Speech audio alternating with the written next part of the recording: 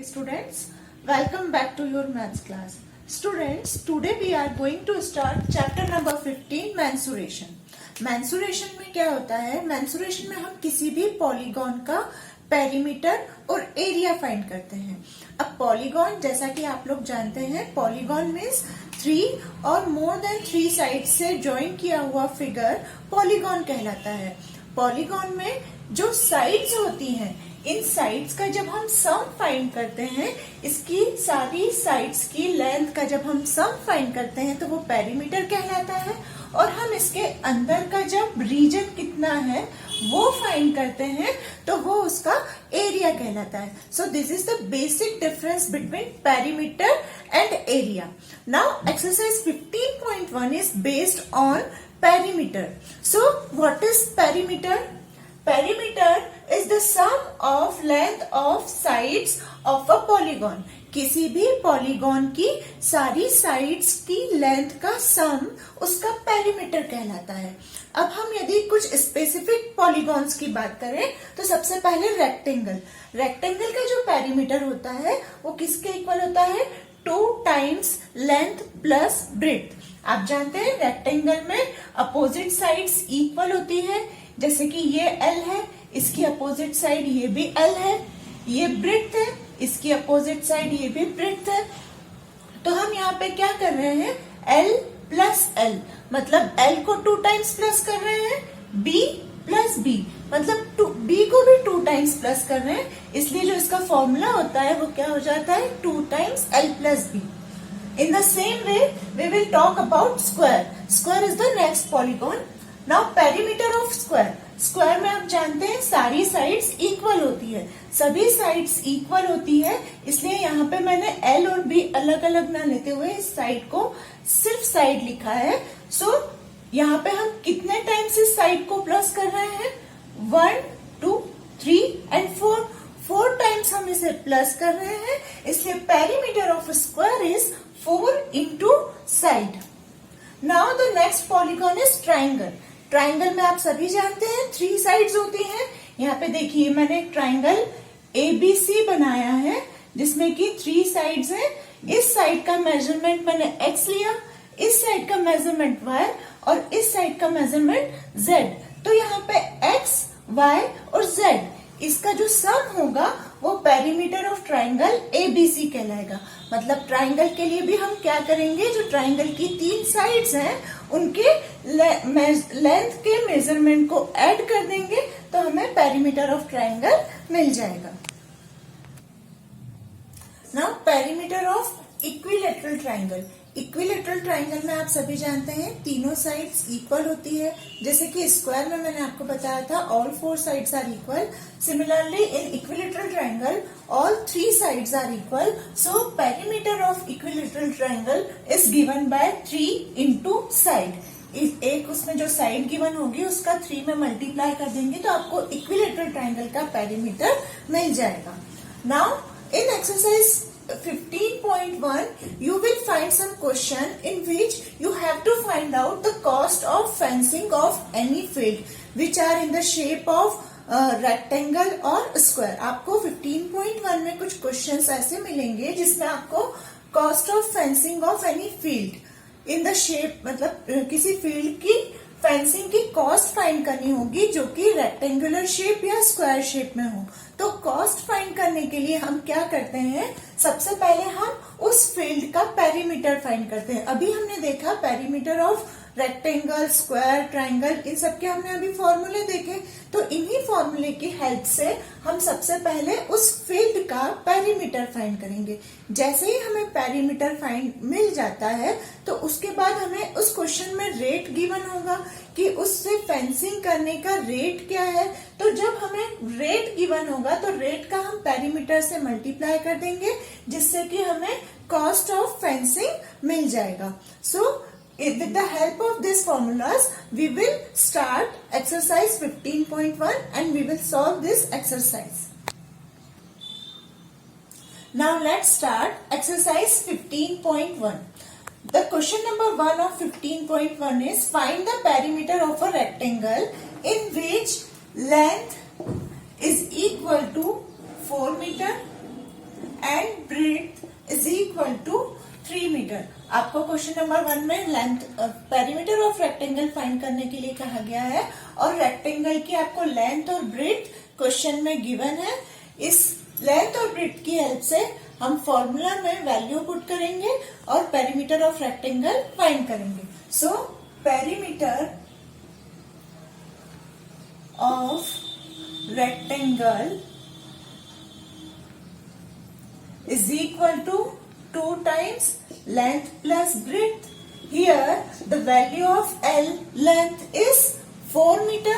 So we will write 4 plus the value of breadth is 3. So here we will write 3. 4 plus 3 is 7. 2 into 7 is 14. यहाँ पे आप unit देखिए metre लिखी है, तो हम पेरीमीटर में भी यूनिट मीटर लिखेंगे। So perimeter of this rectangle is equal to 14 metre. Now the next part of this question we have given length is equal to 9.3 metre and breadth is equal to 7 metre. Now again we will apply the same formula which is perimeter of rectangle is equal to 2 times length plus breadth.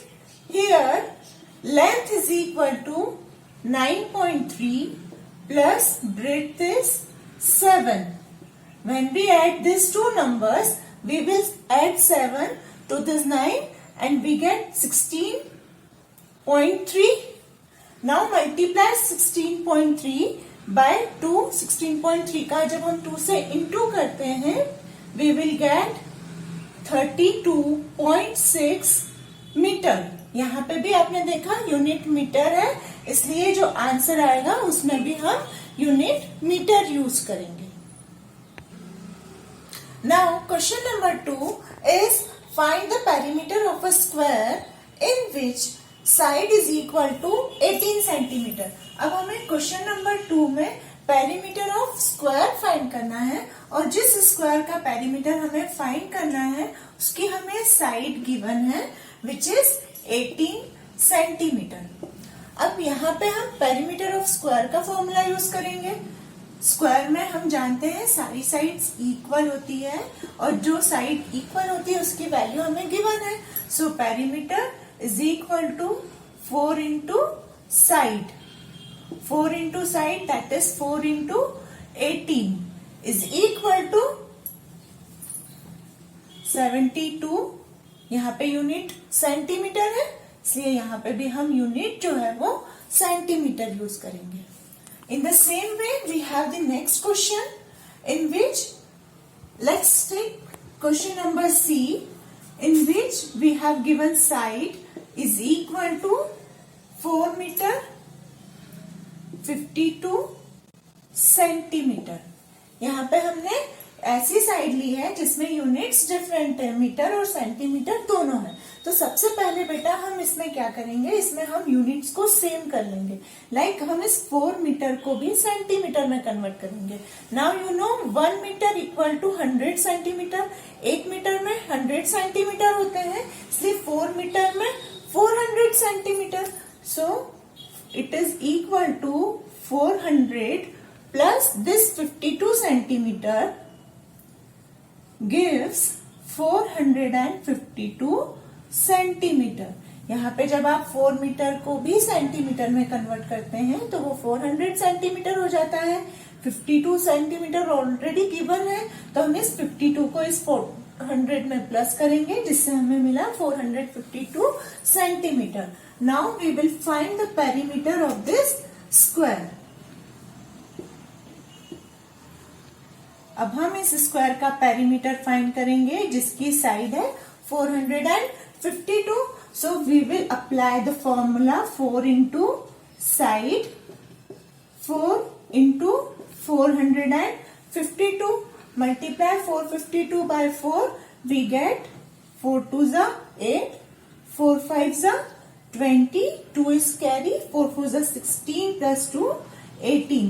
so you get 1808 centimetre. और यदि आपको इसको बाद में metre में भी convert करना हो तो हम इसमें लास्ट में क्या करेंगे, 18 metre 8 centimetre.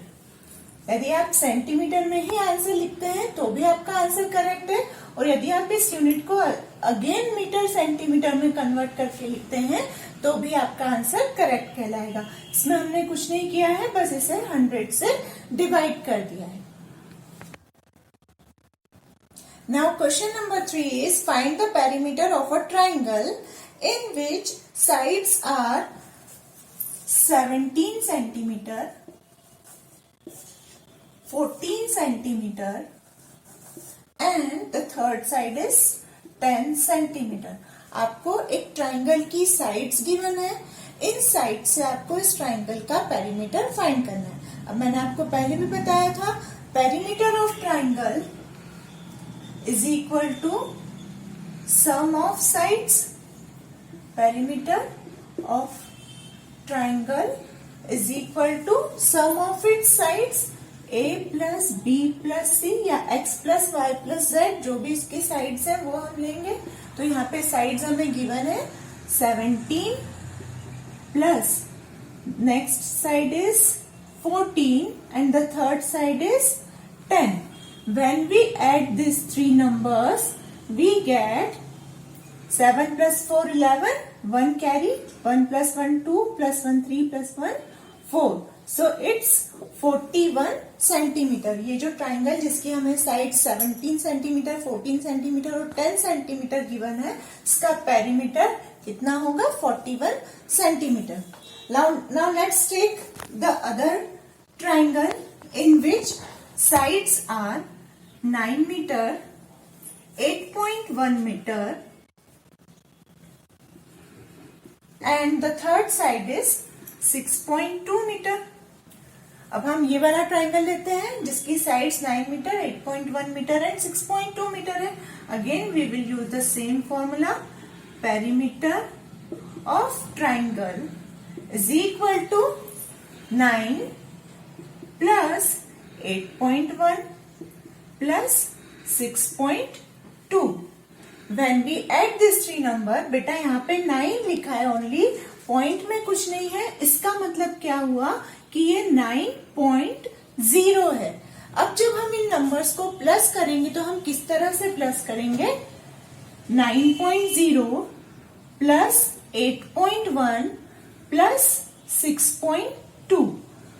We will add like this, point के बाद वाले नंबर्स को हम प्लस करेंगे और पहले वाले नंबर्स को। तो 0 प्लस 1 प्लस 2 इज 3। ये जो डेसिमल या पॉइंट लगाए ये हमने लगाया। 9 plus 8 is 17, 17 plus 6 is 23। So the perimeter of this triangle is 23.3 metre. यहाँ पे हम वही यूनिट यूज करेंगे जो कि हमें साइड्स में गिवन है। So perimeter of this triangle is 23.3 metre. Now question number 4 is find the perimeter of. अब बेटा क्वेश्चन नंबर 4 में आपको पेरीमीटर ये फाइंड करना है, बट यहाँ पे सिर्फ रेक्टेंगल या स्क्वायर या ट्राइंगल ना होते हुए अलग अलग डिफरेंट आपको पॉलीगॉन्स गिवन है और उनका आपको पेरीमीटर फाइंड करना है। Like in the first question you have to find out the perimeter of an equilateral triangle of side 5.7 centimetre.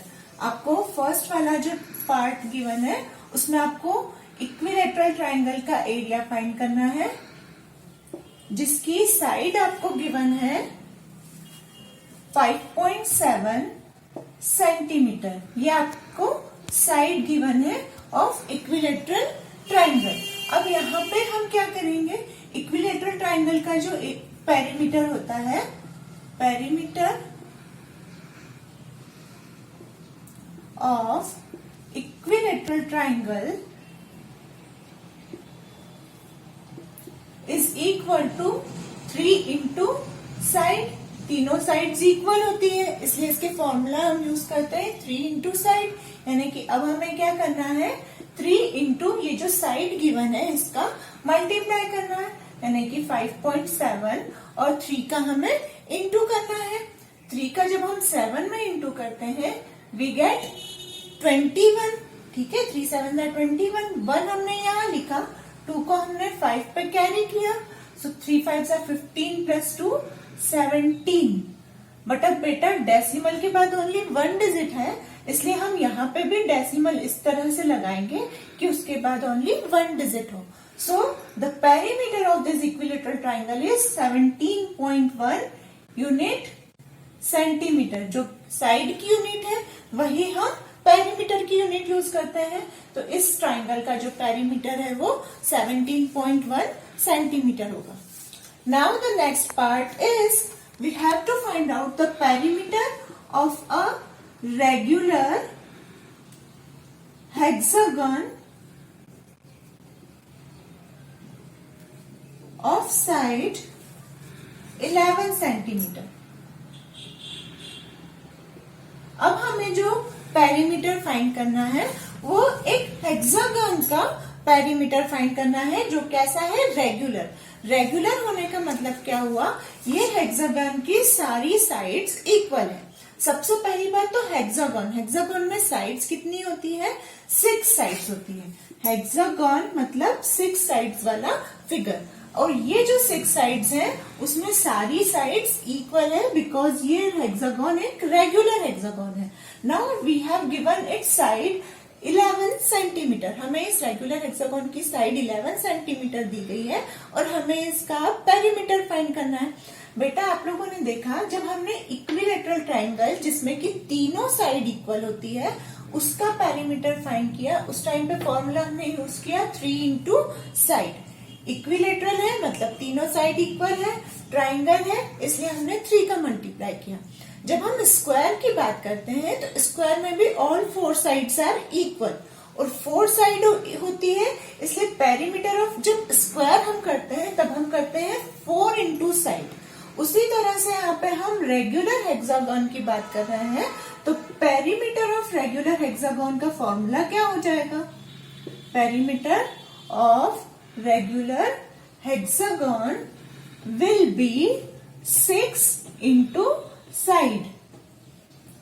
यहाँ पे 6 इंटू साइड क्यों हुआ, क्योंकि इसकी सभी sides, all 6 sides are equal which is equal to 11 centimetre and its regular hexagon है, इसलिए यहाँ पे हमने फॉर्मूला लगाया है 6 into side. Now multiply 6 and 11 we get 66। यहाँ पे साइड की यूनिट सेंटीमीटर है इसलिए हम पेरीमीटर की यूनिट भी सेंटीमीटर यूज करेंगे। So perimeter of this regular hexagon is 66 centimetre. In the same way in C part we have given a regular heptagon. Heptagon आपको बोला है, हेप्टागन मतलब जिसमें कि 7 साइड वाला फिगर हो, 7 साइड वाला रेगुलर पॉलीगन आपको गिवन है, तो उस केस में हम क्या फॉर्मूला लगाएंगे, 7 इंटू साइड। आपको साइड का मेजरमेंट गिवन है 9 मीटर 64 सेंटीमीटर। उस अभी मैंने आपको पहले बताया, जब भी हम पेरीमीटर फाइंड करेंगे तो हम यूनिट्स को सेम बना लेंगे, तो आप कंप्लीटली उसको सेंटीमीटर में कन्वर्ट कर दीजिए। और रेगुलर हेप्टागन फाइंड कर रहे हैं इसलिए हम यहाँ पे 7 इंटू साइड, सी वाला जो पार्ट है आपका, उस सी वाले पार्ट में आप फॉर्मूला यूज करेंगे 7 इंटू साइड।